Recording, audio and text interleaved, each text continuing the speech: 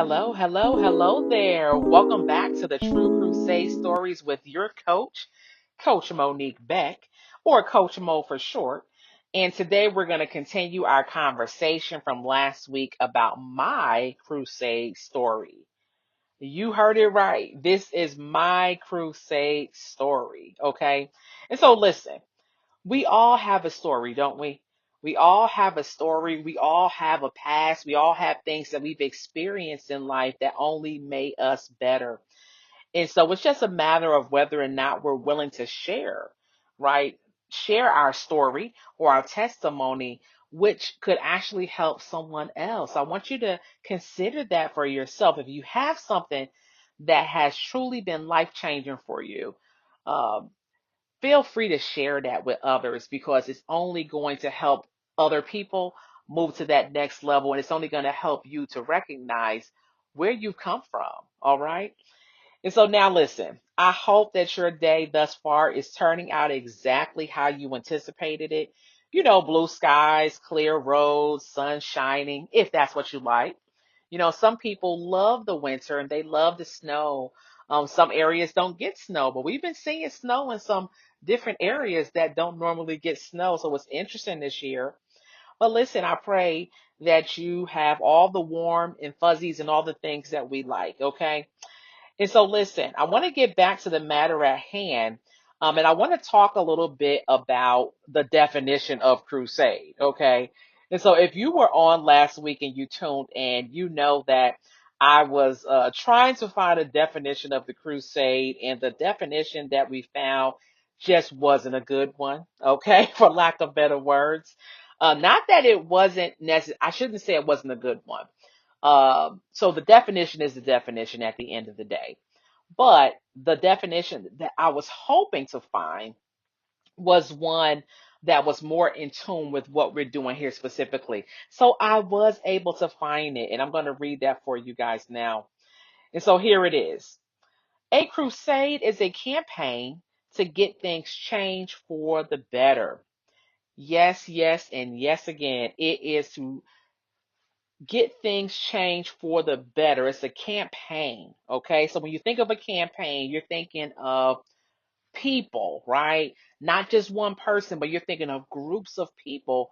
But usually a crusade will start with one person's opinion, right? Or several people coming together and they starting off small and it grows to this large and massive crusade that now can make a large impact. Okay. So this is what we needed from last week. And I'm so excited that we were able to find it today to prove our theses on why it's important for people to band together, but the impact and the power behind a group of people working together towards one common goal. Amen. Amen. Okay. And so I need to take a step back and rewind because we never address why we call True Crusade stories True Crusade stories. Well, first of all, TRU stands for True Resilience Unit. Okay. And so what is that? So the T stands for true, and that is truth, right? So truth speaks for itself. We all know what truth is. Resilience, however, is the R, and resilience is the ability to bounce back and overcome challenges. Okay. And the U is for unit, which is for a team, right? A conglomerate of people working together towards a common goal. And so there you have it. Those are the true crusaders, okay? And so in future podcasts, you will be hearing not only from Coach Mo, but you'll be hearing from some other true crusaders that have band together to make life better for others, okay? In addition, I hope to have some of the people who have been impacted by the power of a crusade to join us and share a little bit of their story. So stay tuned for that coming soon.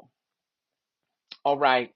And so continuing our story from last week, I began to share a little bit about my childhood. And I kind of started and I stopped and I started and I stopped to kind of build up, right? To build up the background on why we one started this podcast, but two, to share a little bit more and be transparent, right? Transparency. I know people say that all the time nowadays, but true transparency is just, hey, just telling the truth, telling it like it's TI is. And so here it is. So I grew up in a two-parent family, right? I had brothers and sisters, but I grew up with my sisters, and both of my parents work and they were retired.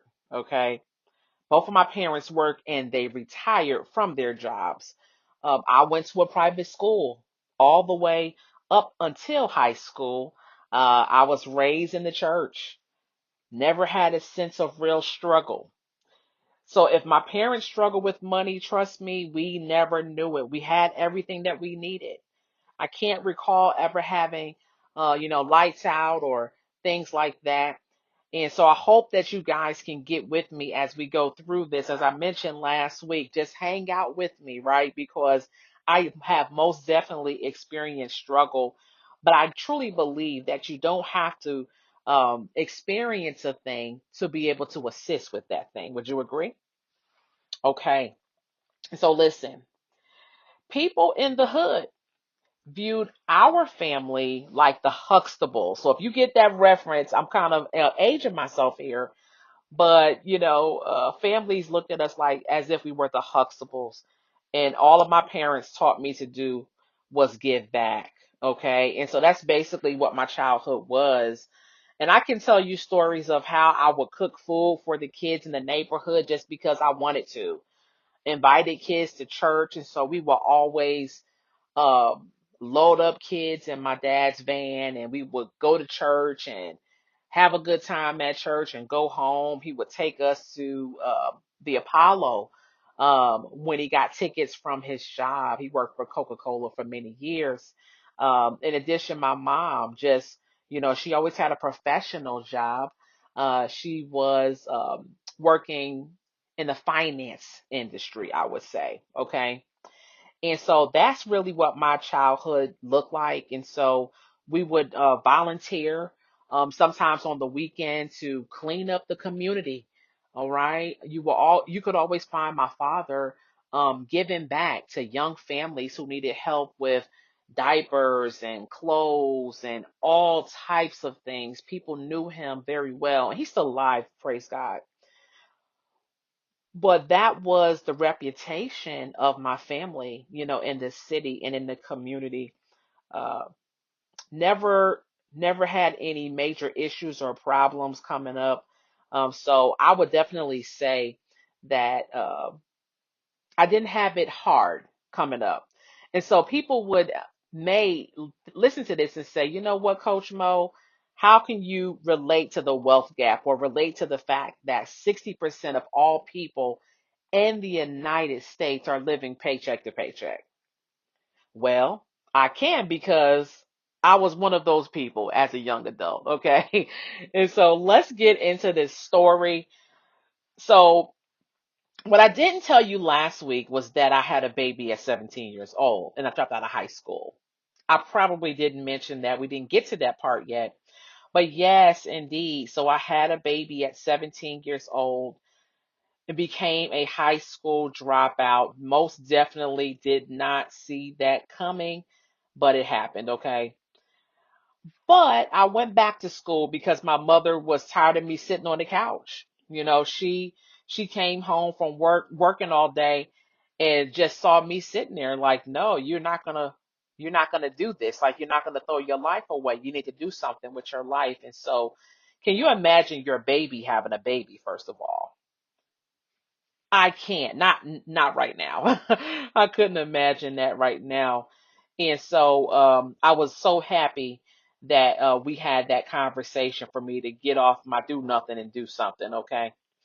And so I honestly thought that my goals and dreams were pretty much a wrap. And I know that there's so many young women out there who feel the same way, whether or not they're 17 years old or whether or not they're 25 years old. Would you agree that people have goals and dreams? And if something happens that is not necessarily planned or maybe not something that they envision happening at that time, they could get stuck. right? And that goes for women and men. Anyone can have something happen in their life that kind of freezes them. And now they are in survival mode versus in go mode, okay? And so when I had my son, I was just focused on being the best mother possible, okay? So I went back to school. I graduated a year late. And I actually attended a women's alternative school. So I graduated at 19. And shortly thereafter, I moved out of my parents' house. And trust me when I tell you, um, never envisioned that for my life, but it happened. I moved states away into a shelter of all places because I couldn't wait to be grown and make my own rules and make my own decisions. But I was so naive. I didn't even think about the fact that I needed money to do that. Okay. So I'll never forget when I left, my mom gave me $20 and I didn't even wait for my dad to come home to say goodbye because I didn't want him to try to stop me. So I just left. I literally left and I never moved back in with my parents. So I've been living on my own since I was 19, okay? And so listen to this. And so 8 months I lived in that shelter, okay? And this shelter wasn't a shelter that was just women. This was women and men and families. That's the type of shelter it was. And so I did not see myself just sitting around collecting a check or just wasting time sitting in that place. I wanted to do something. I wanted to make money. I wanted to provide something for my son, not knowing that I was pregnant when I moved into the shelter. So here it is. I'm 17 years old. Well, I'm 19 years old. I have one child and one on the way. Absolutely no money, no prospects, just ignorant, for the lack of better words. Okay. And so the shelter was nice enough to give me a bus pass and I got enrolled in school. I got enrolled in school because I knew that education from what I understood was going to be the gateway to everything I needed in life. I just needed to go to school, get that education so I can get a good paying job. And we know that that doesn't necessarily work out for most people. Would you agree? Okay.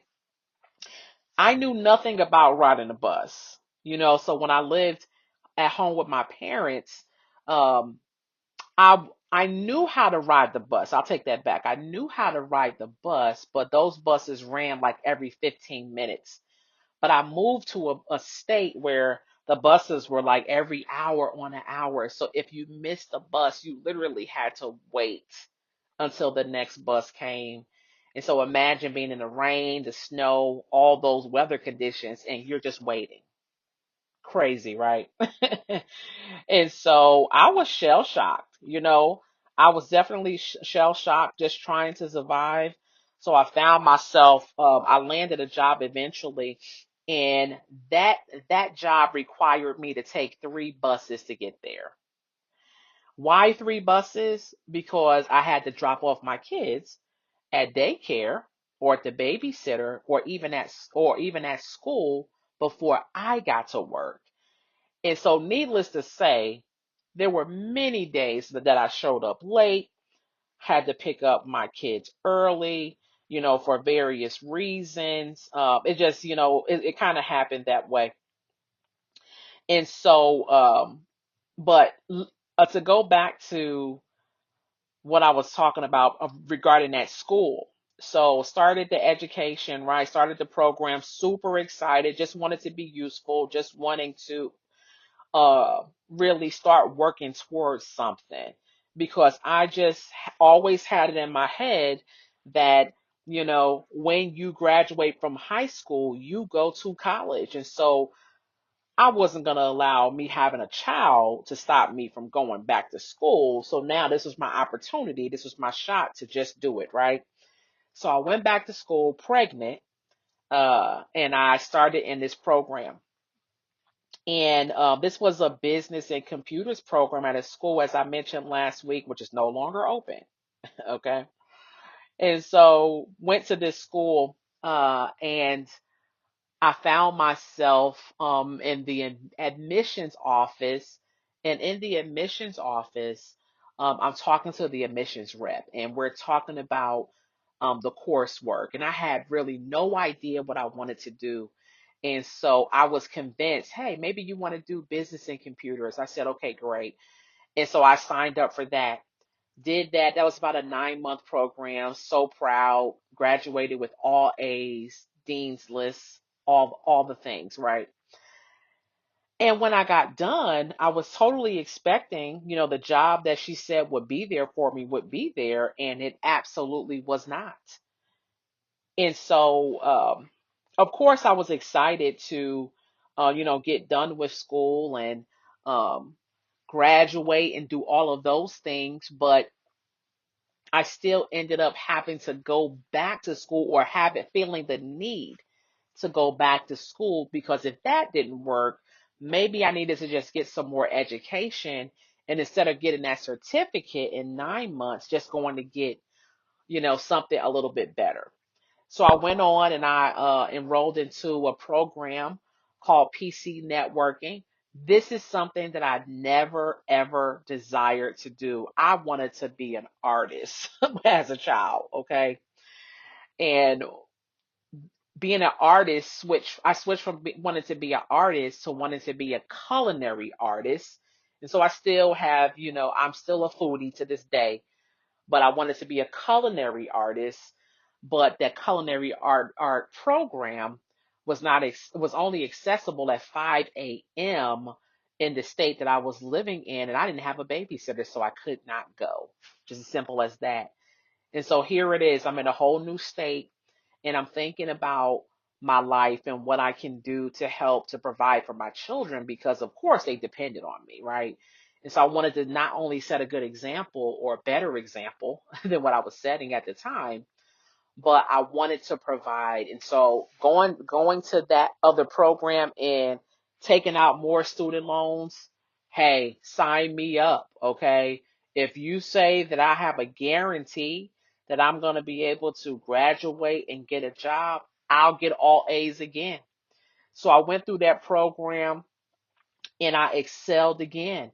Got great grades in that program, and did not land a job again. Can you believe it, right? And so I talked about this a little bit last week, but just going through the motions of school and going back to school. And so meanwhile, I went back again, and I got an associate's degree. So when I got an associate's degree, which will be my third time going to school, I said, wow, I should be able to get whatever job I want with this.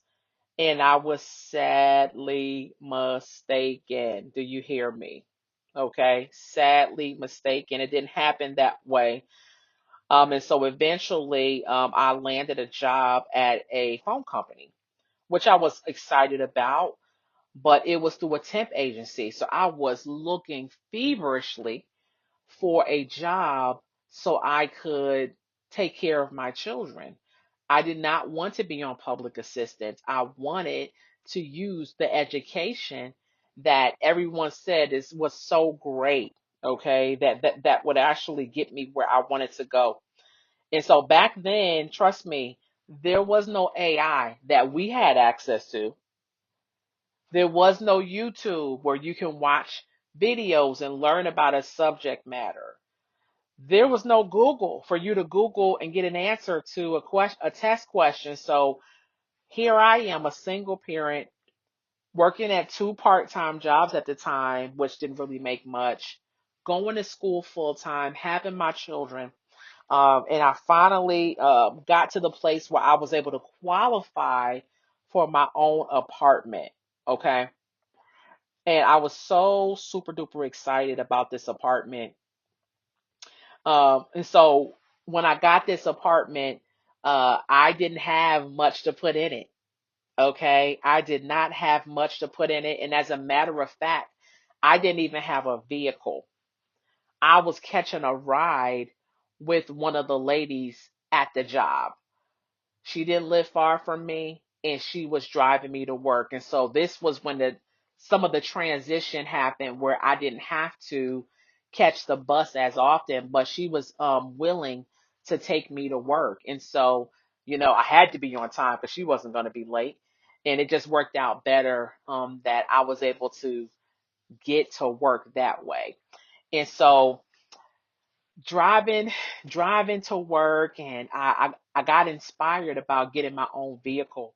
Didn't have a driver's license, didn't have a car, didn't really have money to do either, but I was in that apartment for the first time and I was so excited to have my own place, right? And so everything in the apartment for the most part was given to me. It was a hand me down.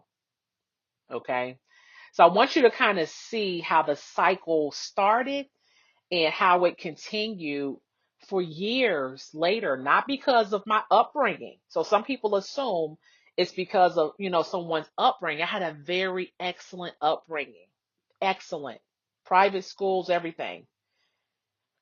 But somewhere along the line, I decided that I didn't want the stability. Call me crazy. I wanted to do my own thing. Couldn't do that at my parents' house. They weren't playing, okay? They weren't playing about that. And so um being in my own place, I everything in that place besides the TV was given to me. I rented a 19-inch TV from a rental store. I had a sofa and a love seat. I remember it was pink with flowers. And this was something that was passed down to me from a family member. My sister gave me a table. So we were able to, it was a glass table. We were able to sit at that table and eat breakfast, me and the kids. I had a bed. The bed I had was given to me from the shelter. Okay. And the bunk beds that my kids slept in, my parents gave me those. And so that's kind of how it all played out for me there. But eventually, I was able to buy a vehicle. Okay, so things begin to change. So I saw my life kind of go moving upward, even though really it was at a standstill. So I want you to stay with me, right? And so I was able to buy a vehicle. Why? Because I not only started at that company as a temp or a temporary worker, eventually I did enough to get hired. I got hired in, and so many people were trying to get hired in because I don't know how much is really changed, but a lot of those companies back then were only hiring through temporary agencies. I don't know. So I was able to get in. A lot of people were able to get hired. And when I got hired, I got benefits, which was really great, getting benefits for the first time since being a child in my parents' home.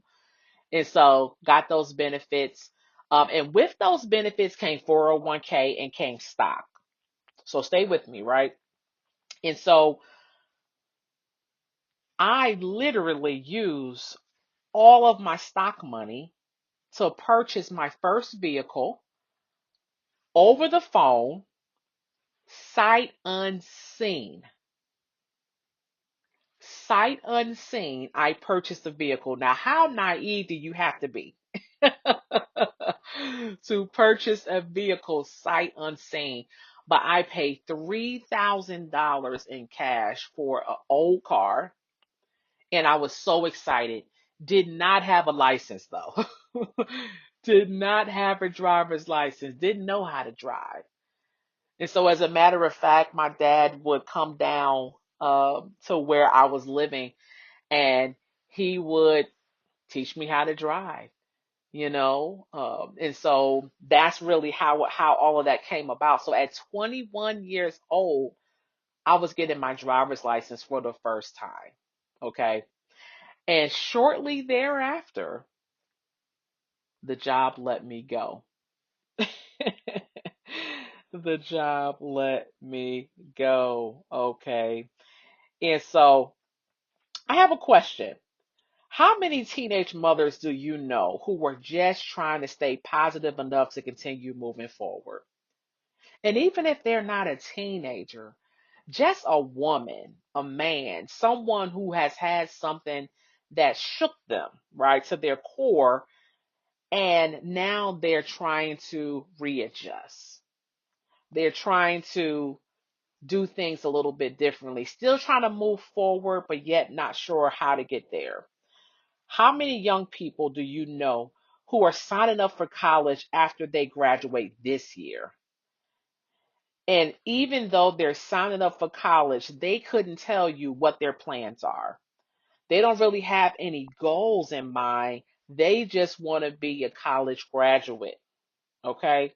How many adults do you know who have no idea how stocks work or how 401k works or a Roth IRA for that matter? How many people do you know who will settle for anything that they can just to have a little bit of something? Okay. How many people do you know who would settle for anything that they can get just to have a little bit of something, just to own something? How many times have you seen someone making six or seven figures and when they pass away, they didn't leave a will for their family? They didn't have their affairs in order. They didn't have the right type of life insurance or any at all. Do you know anybody like the people that I'm describing?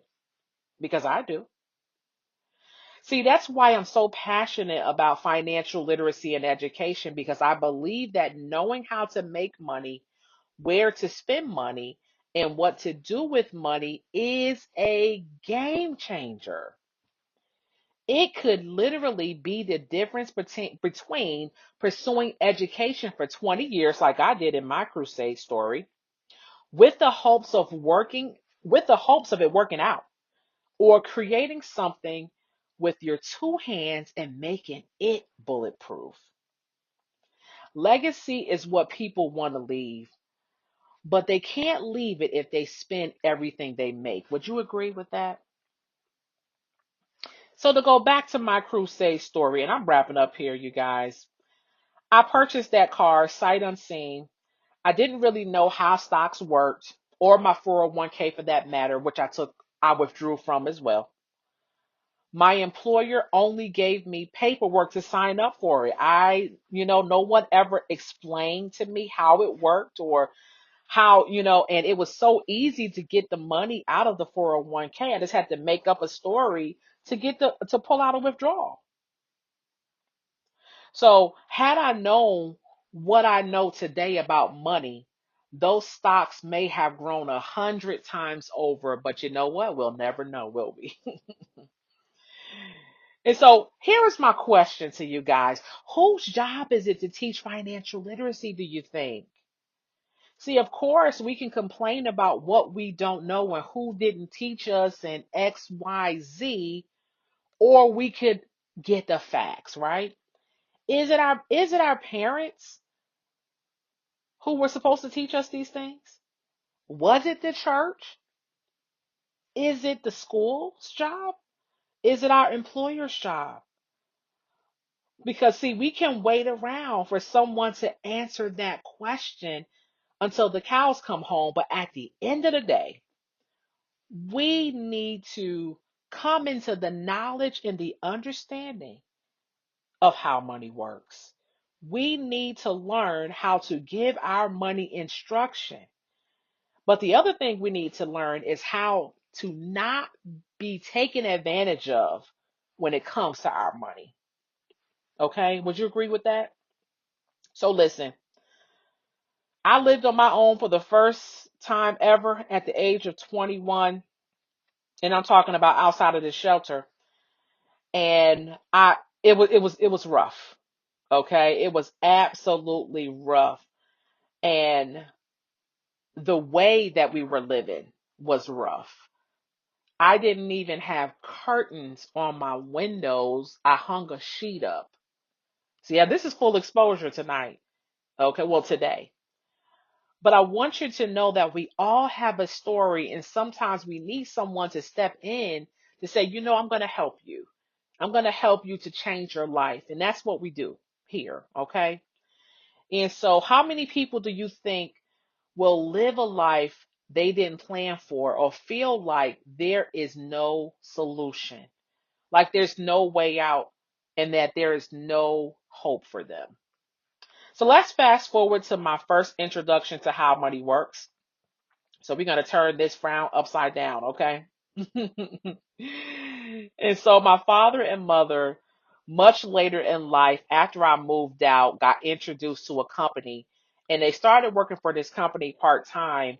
And it was teaching them all the things they needed to know about money and financial literacy. And they were so excited about it. They were so excited that they got me and my sisters involved with that company. And I can tell you what, I just wasn't ready for it at the time. So I truly believe that sometimes people have to be in the right mental space to even take on information, to even take on wanting to transform their life, to even recognize that there is a problem that exists. Would you agree? And so I didn't receive it in those early years, but later in life, after I went to school for the umpteenth time, I was reintroduced to those financial concepts. And they started sounding a little better to me. I'm like, oh, this would be nice. That would be nice. See, it's all about verbiage, right? So instead of saying, yes, I can have that, I said, man, that would be really nice if I could have that. Okay.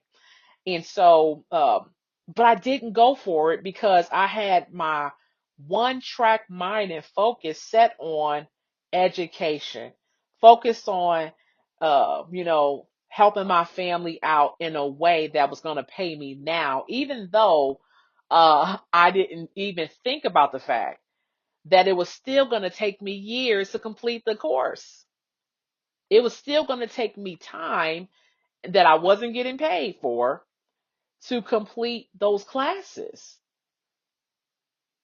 And so here it is, right? It wasn't until around 2017 that I was convinced that I needed something different and I needed to transform my mindset. See, when $106,000 of student loan debt came knocking at my door with no way to pay it, I finally decided that enough was enough. I needed something different. Okay. I needed an expert. I needed an advocate. I needed a crusader that was willing to help me with my money with no judgment. I needed someone who could meet me where I was because I was at a place where I was very ashamed, very prideful, very private. And how many people know that it's impossible for you to learn something when you feel like you already know? Okay. And so I am happy and excited and proud to share that today I am the regional vice president of a financial firm. I am life insurance licensed, so no one can ever take advantage of me when it comes to life insurance, right? I know the differences because I have the license.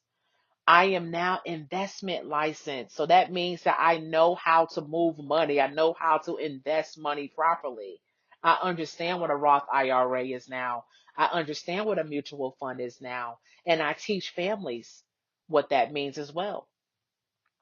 And I'm mortgage licensed. So I'm not only able to help people to get positioned for home ownership, but I'm actually able to help them to get the funding for their homes, helping them to understand how to pay off that home even faster. See, these are the things that I wish I would have taken it more attention to, paid more attention to when I was younger, but I did not. So here we are today. I haven't punched a clock or worked for anyone else since 2020. It's almost been 5 years that I've been a full-time entrepreneur, full time business owner, and there is no other place that I would rather be, honestly. So today, I teach with compassion, conviction, and gratefulness because I understand that someone else's passion to help others help me. I realized that I could have kept saying no. I could have kept rejecting knowledge. I could have kept being private about the state of my finances and pretending that I knew what I was doing. But I can't imagine where I would be if I continued doing that. I couldn't imagine that if these concepts were not reintroduced to me, where I would be financially. See, I believe that each one should teach one, and it takes a crusader to create a crusader. Would you agree? And so, I want to ask this question, and I'm closing here, right? Who do you know? So, first, let me ask you this: who do you know that needs help with their money? Okay. Who do you know that still hasn't figured out if they can even retire, even if it is at 65? Who do you know that still hasn't figured out where their money is going? See, one thing I had to realize was that I was not getting any younger. And if I was not willing to sacrifice my goals and dreams, I needed a better way. I needed to get in a better understanding of how to make money, where to spend it, and what to do with it. Okay. So that's it for today, you guys. I hope you enjoyed hearing my crusade story. Listen, I am not ashamed of what I've been through. And there's more to my story, but I'm just going to tell you this. I believe that when people band together to change lives for the good, it's most definitely a crusade that I want to be a part of. All right. And so I pray that you all have an amazing remainder of your day. Remember that we'll be back next Friday with another crusade story. If you need to contact me because you want to share your story with me and get some assistance, feel free to email me at Coach Mo at TrueResilience.net. That's Coach Mo at TRUResilience.net, and we can get something scheduled to discuss your needs. Okay? And so be safe out there, and we'll talk to you soon. Bye bye.